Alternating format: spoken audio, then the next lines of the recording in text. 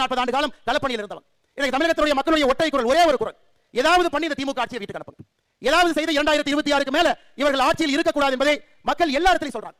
முடிவெட்ட இடத்துல முடி திருத்துகின்ற அண்ணன் கடைக்கு போறீங்களா அவர் சொல்றார். டீ கடைக்கு போய் டீ குடிக்கிறீங்களா அந்த சொல்றார். ஆட்டோ ஏறீங்களா ஆட்டோக்காரர் என்ன சொல்றார்.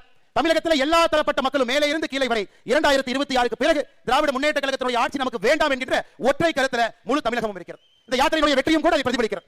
நம்முடைய எதிர்க்கட்சி தலைவர் அண்ணன் எடப்பாடி பழனிசாமி அவர்கள் 200 தொகுதிகளை தாண்டி அவருடைய யாத்திரையும் வந்து கொண்டிருக்கிறது. நம்முடைய யாத்திரை நிறைவேற்றிக் கொண்டிருக்கிறது. இன்னும் 90 நாள் மட்டும்தாங்க இருக்கு. நிச்சயமாக நம்ம எல்லாருக்கும் தெரியும், மக்களுடைய குரலாக மக்களுடைய எண்ணத்தை பிரதிபலிக்கக்கூடிய ஒரு பெரிய மாற்று சக்தியாக தேசிய ஜனநாயக கூட்டணி களத்தில் இருக்கிறது. 2026 அந்த மாற்றம் நிகழ்ந்தே தீரும். அன்பு சொந்தங்களே, திமுகவை பற்றி எவ்வளவு பேசினாலும் கூட அது புளிச்ச மோர்ல புளிச்ச தண்ணியை ஊத்துற மாதிரி. ஏன்னா அவ்வளவு பேர் தீத்துட்டாங்க, ரோட்ல இருந்து திட்டுறாங்க, வீட்ல இருந்து திட்டுறாங்க. அதற்கு மேல புதுசா நான் என்ன பேச போறேன்? தலைவர்கள் எல்லாருமே பேசிட்டாங்க. சட்டம் ஒழுங்கு சந்திச்சிருக்கிறது.